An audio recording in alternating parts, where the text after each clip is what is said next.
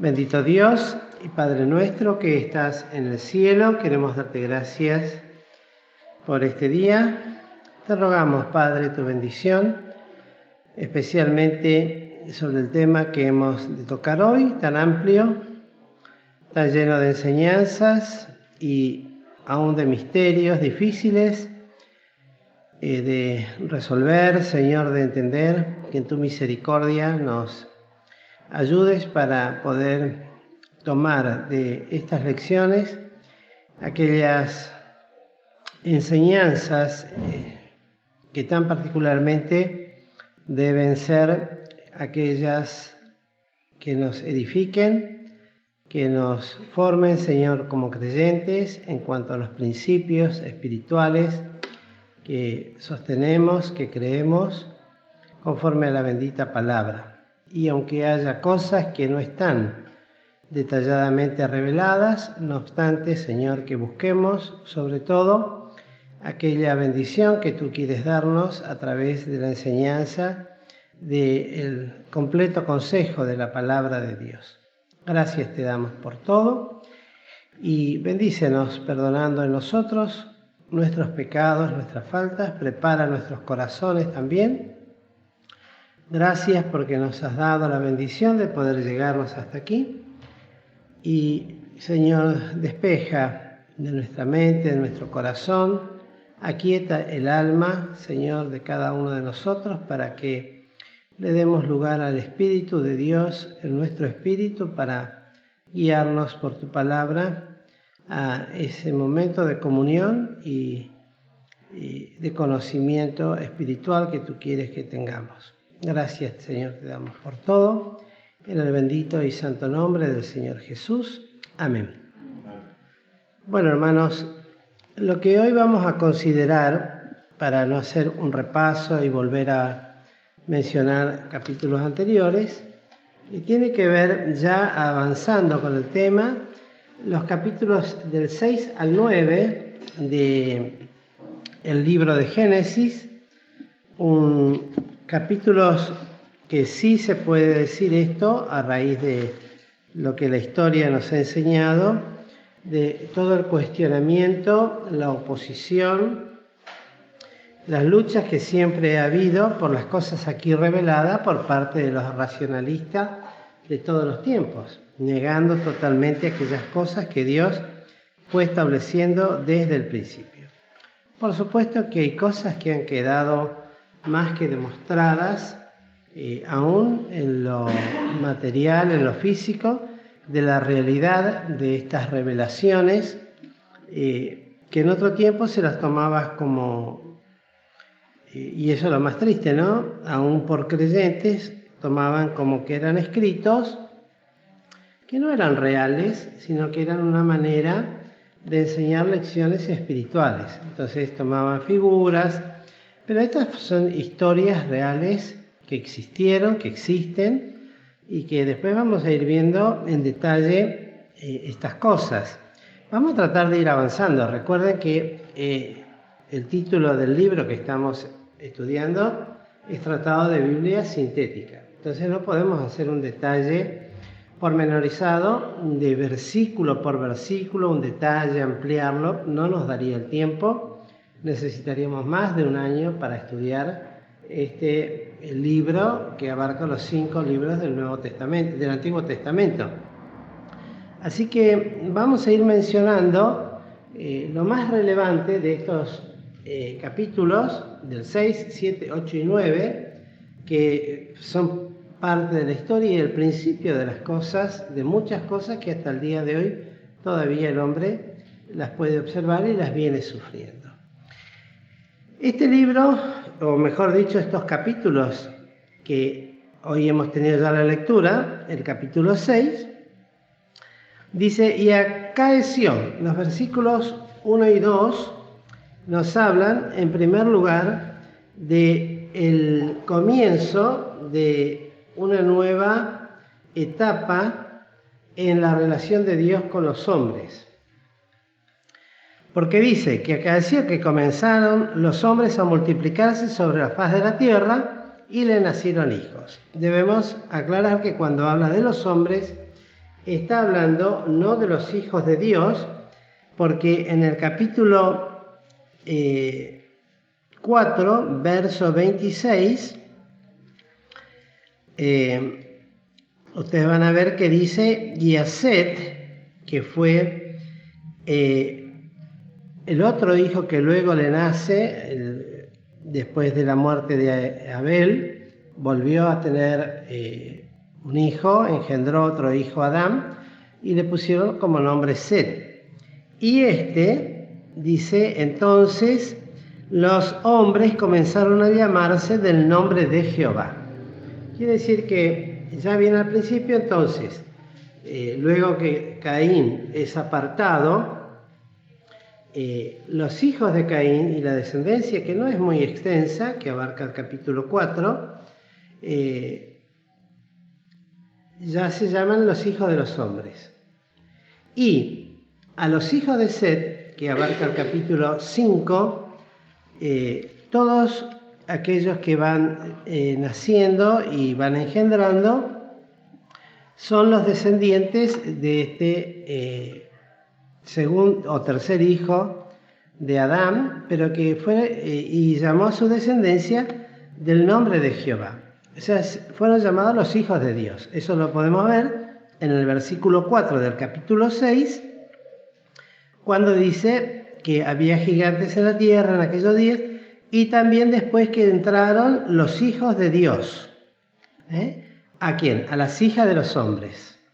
Esa diferencia entonces hace mención a que ya había bien definido quiénes eran la gente del mundo, podríamos decirlo así, para entenderlo mejor, y aquellos que seguían conservando y siendo guiados por Dios en las enseñanzas, en el tema de los sacrificios, etcétera, etcétera.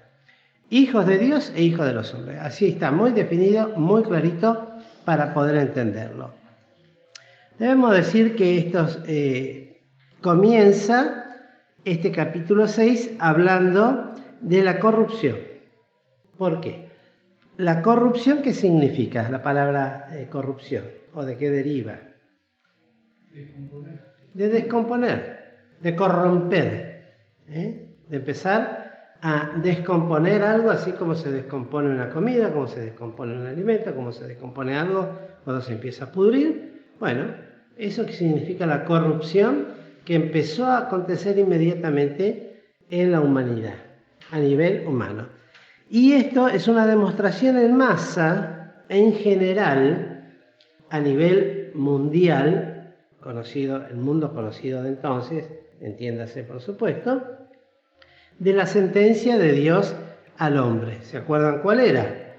El día que de él comieres, ciertamente morirás.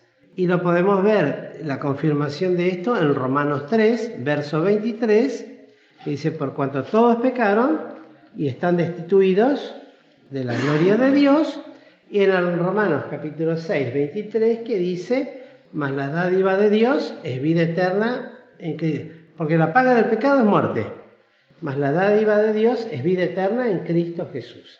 Esta es la realidad de una demostración clara y concreta de lo que Dios tremendamente tendría que realizar en toda la humanidad en ese momento.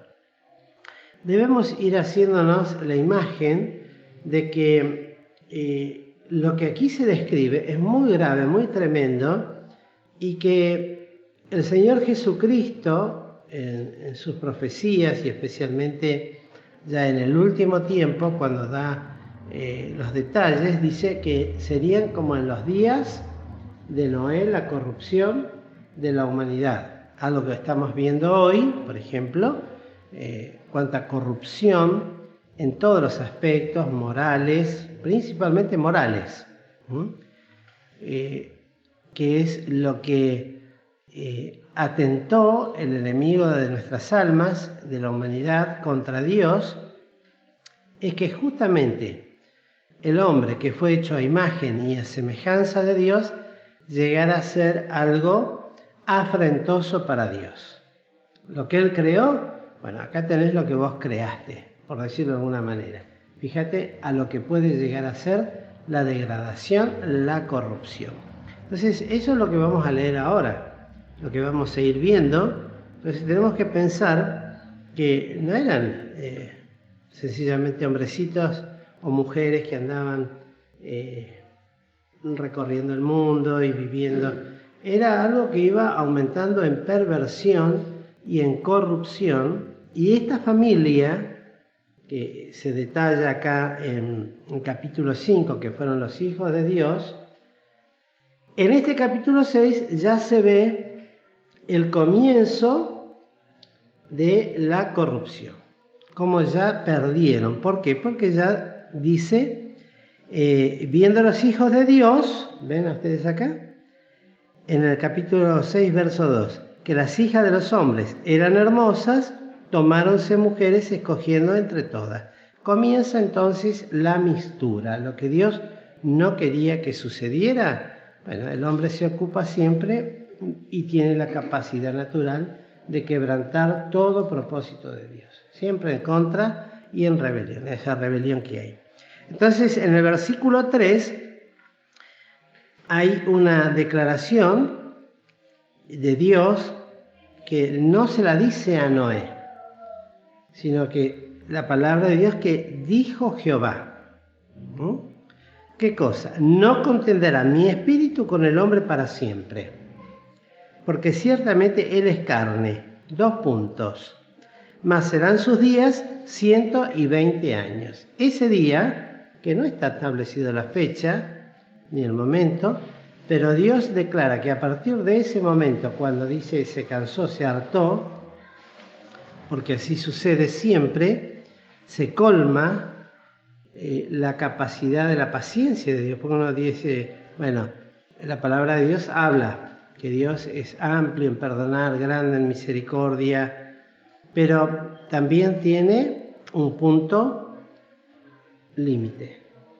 Así como los pueblos cananeos después más adelante colmarían la copa de la paciencia y sus pecados llenarían esa copa, acá sucede lo mismo. En un momento Dios dice basta.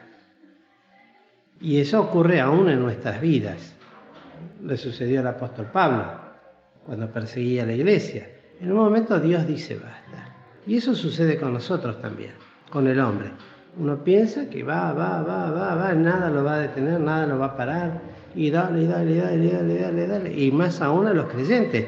Los que no tienen a Cristo eso no lo miden. Pero para los hijos de Dios, bueno, en un momento, y no sabemos cuándo, siempre nos advierte, eso sí, siempre tenemos advertencia de Dios. En un momento Dios dice, basta, y es basta. Y cuando Dios dice basta, es basta, y se terminó. Lo que puede suceder después, solamente Dios lo sabe. Nosotros a veces podemos vaticinar determinadas cosas, pero los juicios de Dios son tremendos. Hay de aquel que cae en las manos de un Dios airado.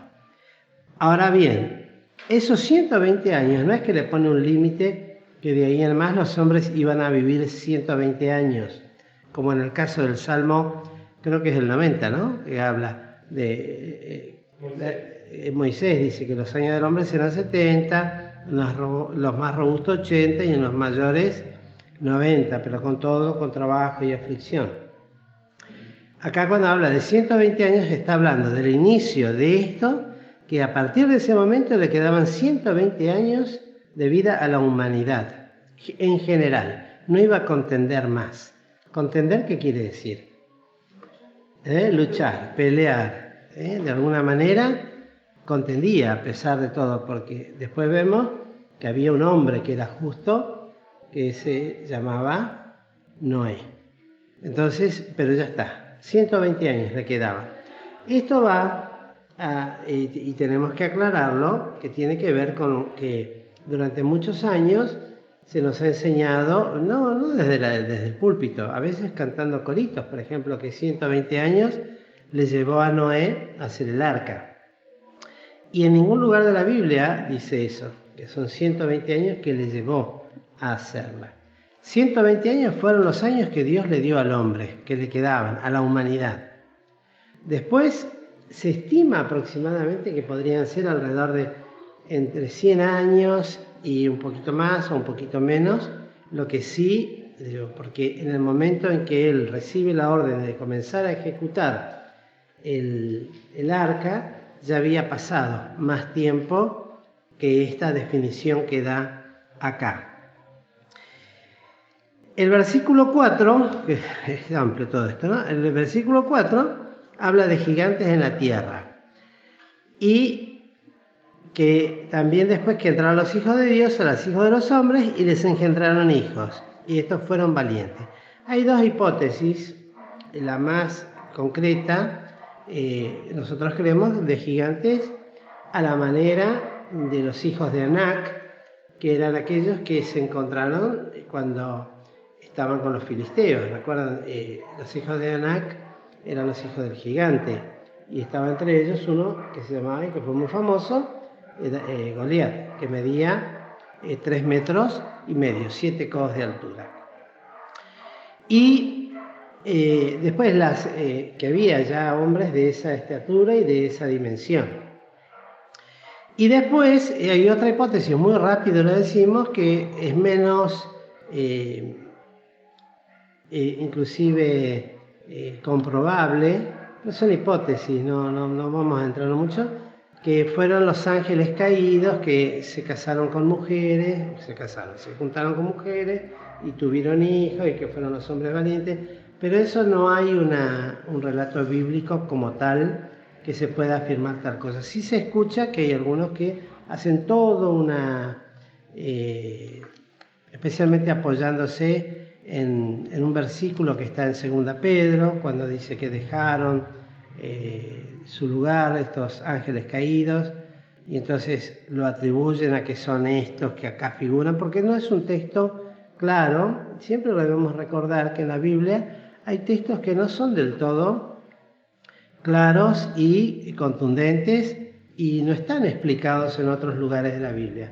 Pero tenemos que, por eso yo decía en la oración, tratar de buscar siempre la enseñanza de carácter netamente espiritual, siempre entender que esto fue real, que hubo hombres grandes, porque existió Goliat, y después menciona, aún en las crónicas de Israel se mencionan de los valientes de David que mataron otros hermanos de Goliat, que eran gigantes, también eran grandotes, así. Eso existió, eso fue real. Es más, capaz que, yo no sé si he llegado a ver en algún momento el descubrimiento de huesos grandes. Entonces hablaban de que podría ser otra raza, y acá la Biblia lo dice, que había realmente estos hombres. Tenían 6 dedos. Y que tenían 6 dedos, etcétera, etcétera. Existieron, sí, no decimos que no, pero eso no cambia los juicios de Dios y lo que Dios esperaba del hombre y lo que el hombre llegó a ser. Luego sigue que en el versículo 5 nos habla de que vio Jehová que la malicia de los hombres era mucha en la tierra. Es la visión de Dios en relación con la corrupción que decíamos recién, pues dice que todo designio, y designio quiere decir pensamiento, proposición, acuerdo, deseo, querer, de los pensamientos del corazón de ellos, era de continuo solamente el mal.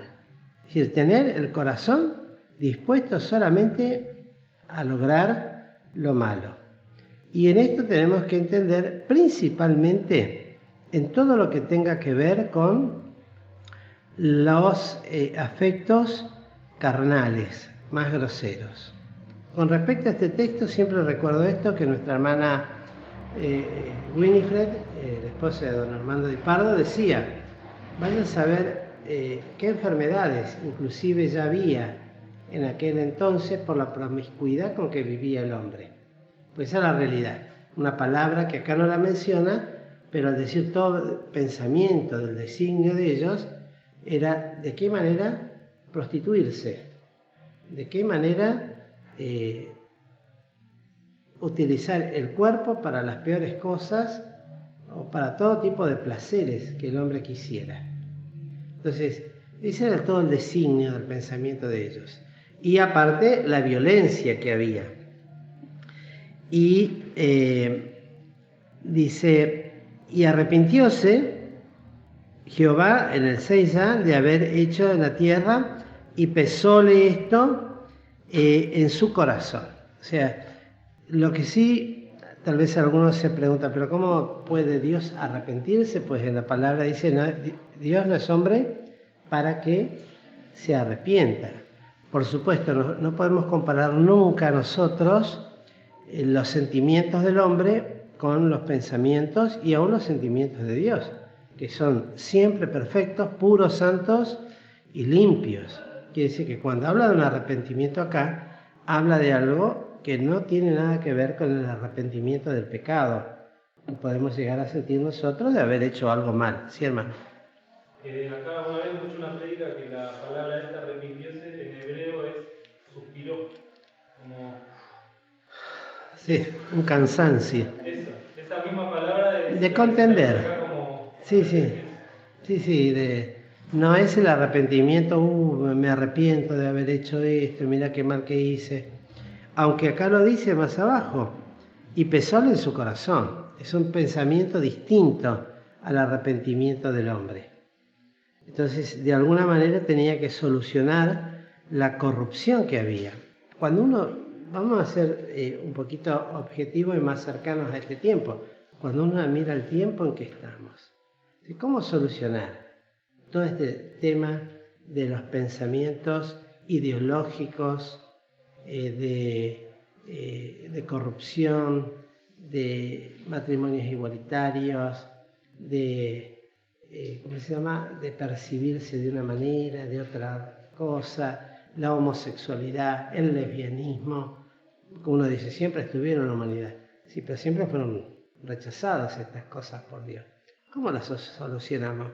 Más hoy que hablar de estas cosas, si ya se está hablando de que desde la ONU están queriendo direccionar que las naciones aprueben la prohibición totalmente de hablar mal de todas estas cosas, con multas y cárcel, inclusive de aquellos que hablen en alguna manera contra todos estos derechos que son, según ellos, los derechos de las personas, de la gente. ¿Cómo se soluciona todo eso? Y que vayan creciendo.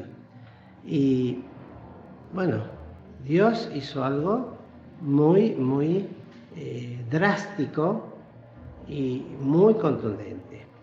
Y luego dice, y dijo Jehová, raeré a los hombres que he criado de sobre la faz de la tierra, desde el hombre hasta las bestias, y hasta el reptil y las aves del cielo, porque me arrepiento de haberlos hecho. Pasamos a la página, damos vuelta a la hoja y encontramos, empero, un detalle importantísimo, Noé halló gracia en los ojos de Dios. Es la primera vez que aparece Noé en este capítulo, aunque está dentro de los descendientes de Set, quiere decir que era todavía de los hombres que se llamaban según el nombre de Dios, y halló gracia. ¿Cómo halló gracia? Vamos en Proverbios 3, podemos leer cuál fue, para poder entender un poquito. Proverbios 3, versos 3 y 4. Misericordia y verdad no te desamparen, átalas a tu cuello, escríbelas en la tabla de tu corazón, y hallarás gracia y buena opinión en los ojos de Dios y de los hombres. Y podemos pensar también en la persona del Señor Jesucristo, que creció en gracia y sabiduría delante de los ojos de Dios y de los hombres. Noé colmaba, o sea, llenaba lo que ese versículo dice, esos dos versículos, lo leí muy rápido. Luego lo vuelve a repetir en el versículo 22 cuando dice, e hizo así Noé, hizo conforme a todo lo que Dios le mandó. En el versículo 9 del mismo capítulo, me tienen que seguir rápido, estas son las generaciones de Noé, varón justo, perfecto, fue en sus generaciones, con Dios caminó Noé. Entonces, estas son Por eso es, porque tenía una verdad y una convicción de Dios y un conocimiento, porque era descendiente directo. Y en aquel entonces, aunque todavía no estaba escrita la Biblia, sin embargo las cosas espirituales se transmitían de forma verbal y Dios se ocupaba de que esa transmisión no se desvirtuara de ninguna manera. Sí se desvirtuaba el corazón del hombre, corrompiéndose y haciendo todo pensamiento de mal. Pero también siempre hubo, a través de toda la historia de la humanidad, remanentes fieles, las reliquias, como dice la Escritura, aquellos que esperaban en Dios. Siempre hubo. Nunca está totalmente desierto, nunca Dios se queda sin testigos. Siempre hay hombres y mujeres que esperan en Dios. Bueno, no era uno de estos. Y vuelve a repetir en el versículo 11, corrompióse luego de que engendró Noé 3 hijos, Sem, Can y Jafet, corrompióse la tierra delante de Dios y estaba la tierra llena de violencia. Eso yo lo que les decía. No solamente perversión desde el punto de vista moral en todos los aspectos, que no vamos a entrar en detalles porque hay cosas que inclusive, como dice la Escritura, ni conviene hablar entre los santos, sino también la violencia. Hoy nos quejamos de nuestro país, la violencia que, bueno, la realidad es que es un poroto al lado de la violencia que ya vivían en el tiempo de Noé. Y así va a ser, como en los días de Noé, cuando el Señor venga a buscar a su iglesia, tal la violencia. Por eso los creyentes debemos prepararnos, porque todavía nos esperan, si es que el Señor no viene antes, tiempos mejores, ¿no? Como dice la gente, lo mejor está por venir, y para el mundo lo mejor está por venir. Para el creyente está por venir todavía, si es que Cristo no viene, cosas peores de las que se están viviendo y viendo actualmente. Y que ya lo están sufriendo las criaturas, lo que le cuesta a los padres poder educar a sus hijos conforme a la piedad, cuánto cuesta luchar contra todo eso que sigue creciendo, sigue avanzando. No va a retroceder, porque tiene que colmar la copa de la maldad, como en los días de Noé. Y miró Dios la tierra, en el versículo 12, y aquí que estaba corrompida porque toda carne había corrompido su camino sobre la tierra. Toda carne, no hay. Por eso dirá el Señor más adelante, no hay justo ni aún uno. Noé no era sin pecado, era temeroso de Dios. El principio de la sabiduría es el temor de Jehová. Por eso dice, hacer gracia, ¿de qué manera? Bueno, acercarse a Dios reconociendo su condición. Pero no era sin pecado, Noé. No era un hombre sin pecado. Porque después inclusive comete el pecado al final, después del diluvio, cuando él sale y planta una villa, es lo que sucede con sus hijos, y de los cuales también él pecó en ese sentido por emborracharse y lo que le causó esto a los hijos, y uno de ellos particularmente, Canaán, Cam, el padre de los cananitas, fue el que peor castigo recibió. Los otros no, recibieron bendiciones porque respetaron a su papá. Pero Cam lo que demostró fue esa amoralidad que había ya en los hombres estos. Lo demostró porque cuando habla de la desnudez de su padre, va a saber las cosas que dijo, que pensó y que habló, en fin. Que eso le trajo una maldición tan severa que después se transmiten tales maldiciones a la posteridad. No solamente para ellos, sino a todos sus descendientes. Desde el versículo 11 hasta el versículo del 8 al 10, podríamos decir, del 13 al 21, es cuando Dios habla a Noé y le enseña a realizar el arca. Fíjense, ahí es cuando recién Dios le dice, el fin de toda carne ha venido delante de mí, porque la tierra está llena de violencia a causa de ellos, y aquí yo los destruiré con la tierra. hazte un arca. Ahí es la primera vez que Dios le da a Noé la orden de realizar el arca de madera, ¿no? Un barco cuyas dimensiones hasta el día de hoy es algo notable, porque eso sería otro tema de conversación, se nos va la hora, pero son perfectas para flotar y pues hasta el día de hoy las grandes naves de todo tipo se construyen siempre en esas mismas proporciones o dimensiones, tanto de alto, tanto de ancho y tanto de profundidad y de largo, siempre en la misma proporción. Es lo que Dios le mandó acá. Y entonces desde el versículo 13 al 21 es todo el detalle y ya le hace la promesa que establecería un pacto con Noé, luego de la dimensión que debería tener el arca, y ya le anuncia lo que habría de hacer, que traiga un diluvio de aguas en el 17 sobre la tierra para destruir toda carne. Seguimos.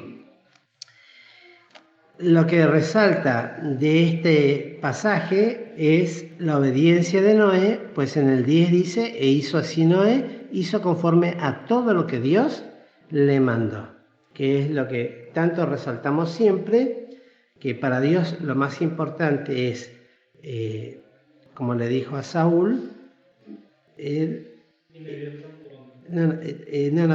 las dos palabras, obedecer y prestar atención. Obedecer y prestar atención. Y todos los siervos de Dios, luego Moisés, cuando hizo todo lo que hizo en el desierto, siempre se obedeció y prestó atención a todo lo que Dios le dijo. En el capítulo 7 ya va cambiando la historia, pues ya le manda a Dios, entra tú y tu casa en el arca, porque a ti he visto justo delante de mí en esta generación. Y le indica de animales limpios y los días por los cuales habría de llover. Y vuelve a repetirse en el 5, y Noé hizo conforme a todo lo que Dios le mandó. Con esto de los animales, vamos a hacer el detalle muy rápidamente, de que Dios nos mandó que subieran de todos los animales la misma cantidad. De animales limpios, que eran aptos para comer y para el sacrificio, 7 parejas de cada especie de animales limpios.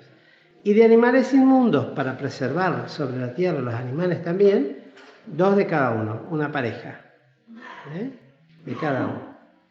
Y de los animales limpios, 7 parejas, que servirían para el alimento de ellos y aún para los sacrificios que después se llevarían a cabo. Y establece entonces el pacto con Noé y da la primera señal de vida, de años, y siendo Noé de 600 años, el diluvio de las aguas fue sobre la tierra. A partir de los 600 años, que después más adelante, en el versículo 11 dice, el año 600 de la vida de Noé, en el mes segundo, a 17 días del mes, aquel día fueron rotas todas las fuentes del grande abismo y las cataratas de los cielos fueron abiertas. Al contrario, que siempre se habla de que fue una lluvia muy fuerte o un chaparrón, acá habla de eventos muy, muy portentosos que hasta hoy se siguen comprobando, y la tierra se partió. Hasta ese momento existía lo que se denominaba la Pangea, era todo un solo continente.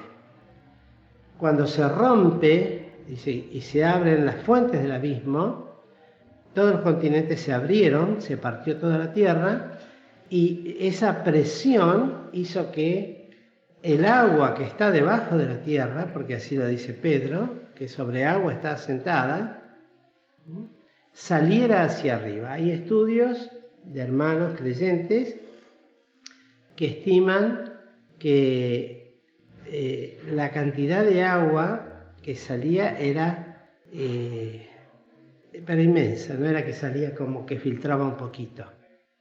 Era tremenda la cantidad de agua. Y las cataratas de los cielos, bueno, en las cataratas, pensemos en el Niágara nomás, o en el Iguazú. Así, de esa manera llovió y salió agua de abajo y de arriba. Y habla la palabra de que el arca iba y venía en medio de esas cosas. Luego, el detalle es que en el año 600 de la vida de Noé, y al mes segundo y a los 17 días comienza esto. Vuelvo a repetir, las fuentes del grande abismo se abrieron y las cataratas de los cielos fueron abiertas. Otro detalle también hecho por eruditos o entendidos sobre esto del estudio de la tierra, creyentes, sostienen que la tierra todavía se está acomodando de este diluvio. No es que esto de los terremotos ahora son cosas, sino que la tierra se sigue acomodando de la ¿cómo se llama? Se diría, del gran cataclismo que fue. Fue un cataclismo. Imagínense que todo esto de los continentes estaban todos juntos. El partimiento es el hundimiento de parte de las tierras y salir los montes del fondo del mar. Todo eso, por eso dice el Salmo, ¿no? Aunque la tierra sea removida y se traspasen los montes al corazón de la mar. Nos damos cuenta de todo lo que eso significa cuando ya hablamos de una tsunami y vemos la catástrofe que significa, lo que fue eso. Bueno, así, similar a eso fue lo que sucedió. Entonces, en estos versículos que van desde el versículo 1 hasta el versículo 16, se habla del diluvio, de los animales, de la mujer, los hijos y la mujer y los hijos que habrían de entrar en el arca. Cuando comienza claramente el diluvio, a los 600 años, ya lo hemos dicho, cómo se rompen las fuentes del abismo, cómo se derramaron las cataratas de los cielos, y que este evento de inundación de manera mundial llevó 40 días y 40 noches. Un detalle muy importante en el versículo 16, luego que entraron todos los que tendrían que salvarse, 2 puntos, dice, como Dios les había mandado, Jehová les cerró la puerta. Esto es un detalle fundamental, porque lo que Cristo abre, nadie cierra, y lo que Cristo cierra, nadie abre. Siempre hablamos de este evento como del tiempo que estamos viviendo y de la salvación. El arca es una figura de la salvación, Cristo es figura de Cristo como Salvador, y la importancia es esto, que mientras hay tiempo y la puerta está abierta para entrar y ser salvo. Cuando Dios cierra esa puerta, ya nadie más se podrá salvar. Ese es el tiempo de la dispensación de la gracia. ¿Y por qué Dios cerró la puerta? ¿Qué les parece? ¿Por qué Dios cerró la puerta? Ya sabía que nadie más iba a entrar. Eso es una, ¿y qué más? ¿Pero por qué cerró Dios la puerta? Porque cuando vieron el agua iban a querer entrar. Pero en Dios de los Andes. Ustedes fíjense, está muy importante, ¿no? O a la familia no le diera compasión de la humanidad. Le dieron compasión, pero no tuvieran la posibilidad, porque eso es lo que pasa con nosotros. A nosotros, si hay algo que nos traiciona permanentemente, son los afectos personales. El otro día le decía a mi hijo, a Federico, ¿no? Humanamente, hablate, ¿cuántas veces decimos nosotros, si yo pudiera, te sanaría esa enfermedad que tenés? Y lo decimos de corazón, ¿o no? Pero Dios lo permite. ¿Y está bien decir eso? Cuando Dios permite algo en la vida de otro, está bien decir, si yo pudiera te curaría. Le hacemos mal. Porque eso hablamos desde el centro de nuestro corazón, que es perverso y engañoso. El corazón del creyente dice, hágase tu voluntad y no la mía. Entonces, eso le pasaría. ¿Cuántas almas habrán ido a golpear? O los gritos que se habrán escuchado junto al arca. La familia la familia de las mujeres. Aún de los familiares, tal vez de Noé, otros, no se dice, no se sabe. Pero cuántas voces, cuántos gritos, cuántos alaridos. Y si hubiese estado la posibilidad de uno no lo hubiese abierto, abrirle, dejarlo entrar, si hay lugar. Y no, Dios cerró la puerta, no se abre más. Entonces, eso nos da a nosotros la pauta del poder de Dios y de sus decisiones. Y lo que somos nosotros frente a tales cosas. La hora se ha volado, querido hermano, y nos queda sencillamente pensar que luego el agua cubre 15 codos por encima de los montes más altos. El arca deriva en esa mar y se asienta porque el agua prevaleció sobre la tierra 150 días. Y en esos 50 días iba y venía con el oleaje. Hasta que Dios se acordó, dice en el capítulo 8, y acordóse Dios de Noé y de todos los animales y de todas las bestias, e hizo pasar Dios un viento sobre la tierra y disminuyeron las aguas. Y se cerraron las fuentes del abismo y las cataratas de los cielos, y la lluvia de los cielos fue detenida. Y tornáronse las aguas sobre la tierra, yendo y volviendo, y decrecieron las aguas al cabo de 150 días. ¿No? Todo, qué fantástico todo eso, ¿no? Perfectamente cerrado. Hay mucho para decir, no tenemos tiempo. Y reposó el arca el mes séptimo, fíjese, en el segundo comenzó. En el mes séptimo reposó el arca sobre el monte de Armenia. Quiere decir, esos 5 meses son 3 por 5, 15, 150 días. Después de 150 días se detuvo el arca. Y esa es una de las pruebas indubitables del diluvio, que el arca existe, ya está, no se ha llegado hasta ella. Todavía no se puede acceder libremente, porque está en un lugar muy conflictivo, pero hubo grupos expedicionarios que ya entraron, vieron, está partida en 2. Uno está a una altura y otro está mucho más abajo, la otra mitad.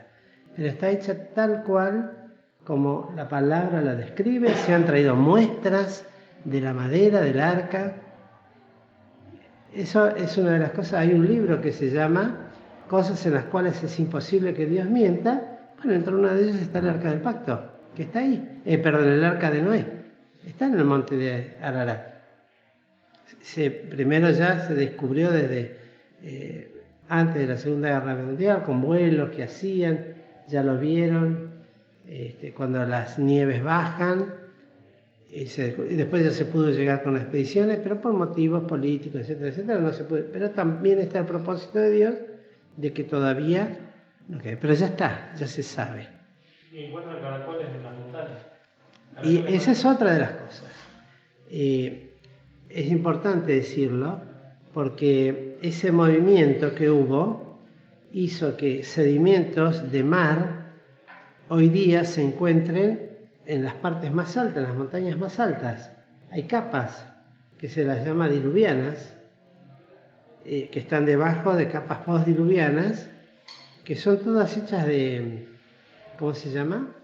De restos fósiles de animales. Hasta el día de hoy se siguen, y en la Antártida vaya a saber las cosas que hay escondidas, que van descubriendo. Sí, querido. En el Google Maps, si se pone cualquier celular, Sí. Arca de Noé, nos lleva a ese lugar. Claro, ya está.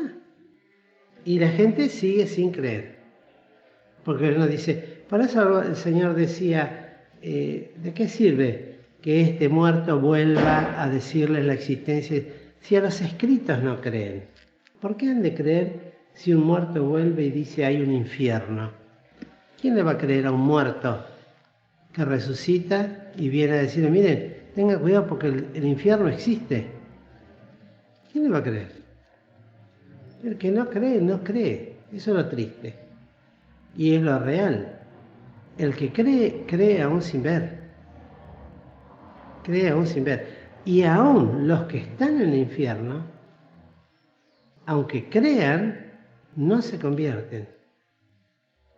porque van a estar en el infierno y aún así todos van a seguir rechazando al Hijo de Dios. Bueno, termina el tema del diluvio, se produce todo lo que hace a la comprobación, cuando larga el cuervo para recorrer la tierra, que no encuentra dónde lugar. Luego, en 2 oportunidades lanza una paloma, la primera vuelve sin nada, en la segunda vuelve, en la primera vuelve con un...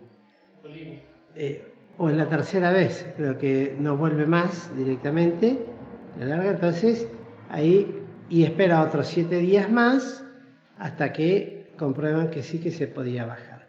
Luego, en el capítulo 8, luego de que descienden del arca,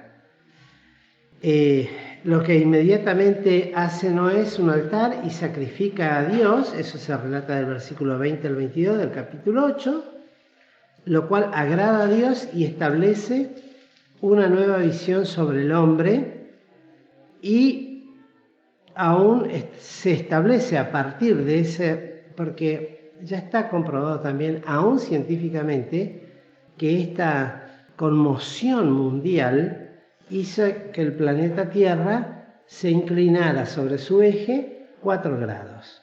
Por eso rota en el sentido inclinado alrededor del Sol. Y eso hace que se produzcan entonces las estaciones, invierno, otoño, primavera y verano. Y acá lo dice, a partir de ahí habría esto sobre la tierra. Léanlo, yo no tengo tiempo de leerlo todo. Lean el capítulo 8, como así se establece. En el versículo, luego, en el capítulo 9, reciben los hombres el mandamiento, aunque hay otros detalles, los salteamos lamentablemente. En el capítulo 8, el mandamiento es de, fíjense, y sucedió en el 13, y sucedió que en el año 601 de Noé, en el mes primero, el primero del mes, las aguas se enjugaron sobre la tierra, y quitó Noé la cubierta del arca, y miró, y aquí que la faz de la tierra estaba enjuta. Vuelvo a repetir, 600 años, 2 meses, 17 días. Luego, 600 años, el mes, dice, 601 de Noé. Había pasado 1 año y 10 días en el arca, según la cuenta. Lo pueden comparar entre el capítulo 7, verso 11, y el capítulo 8, verso 13. Y en el mes segundo, a los 27 días del mes, se secó la tierra. Comienzan a poblar otra vez todos los animales, la tierra recibe la orden de fructificar, multiplicarse y enriquecer la tierra, tanto animales como a la familia de Noé. Y se establece la ley entonces de que Dios no volvería por causa de este pecado de los hombres a destruir la tierra por agua. No lo va a hacer por agua. Pero sí Pedro habla de una destrucción finalmente por fuego, cuando todos los elementos arderán. Pero va a haber, para luego establecer un nuevo cielo y una nueva tierra. Y en el capítulo 9, para ir terminando, se establece un nuevo pacto. El pacto es muy maravilloso, ¿no? Hasta el día de hoy lo podemos ver. Es el arco en el cielo, que es el arco iris, que se lo denomina así. El arco iris es el acto, es la señal que Dios establece. Yo establezco pacto con vosotros y con vuestra simiente después de vosotros. Versículo 11, estableceré mi pacto con vosotros. Versículo 12, esta será la señal del pacto que yo establezco entre mí y vosotros, por siglos perpetuos. Mi arco, en el 13, pondré en las nubes, el cual será por señal de convenio entre mí y la tierra. En el 15, y acordaréme del pacto mío. 16. Y estará el arco en las nubes y verlo para acordarme del pacto perfecto entre Dios y toda alma viviente, entre toda carne que hay sobre la tierra. El 17. Y le dice Dios a Noé, esta será la señal del pacto que he establecido entre mí y toda carne que está sobre la tierra. Y luego, en los versículos finales, es cuando lamentablemente, por eso decimos, no era sin pecado, lamentablemente comete el pecado de embriagarse, dormir desnudo, descubierto, sus hijos, particularmente Cam, lo ve y anoticia a sus otros 2 hermanos, los cuales respetuosamente de espaldas se acercan al padre que estaba durmiendo, lo cubren, pero después Noé se enteró de lo que había sucedido y del versículo 24 al 19 maldijo a Canaán, maldito sea Canaán, que es Cam, ¿no? Pero todos, siervo de siervo será a sus hermanos. Y luego bendijo a Sem y Cam sería siervo de Sem. Y también engrandeció a Jafet. Entonces, hay todas unas cosas, todo esto hasta el día de hoy se mantiene así. Es muy largo, no tenemos tiempo de detallarlo todo. La verdad, una lección muy larga, pero queridos, esto nos muestra principalmente cuánto cuidado debemos tener todos nosotros como hijos de Dios, la conducta que debemos llevar, bueno, que las cosas que Dios anunció están por cumplirse, se van a cumplir. Lo que Cristo dijo ya están, hay cosas que ya están realizadas, otras que están en plena gestación, otras se realizarán después. Pero la palabra de Dios se cumple siempre inexorablemente. Y la reflexión para nosotros sería cómo nos encuentra a nosotros. Si queremos creer o no creer en lo que Dios nos enseña. Quiera Dios que podamos ser hallados fieles en este sentido y estas historias tan tremendamente así relatadas rápido, no obstante puedan ser tomadas para nuestro bien, edificación, provecho y santificación.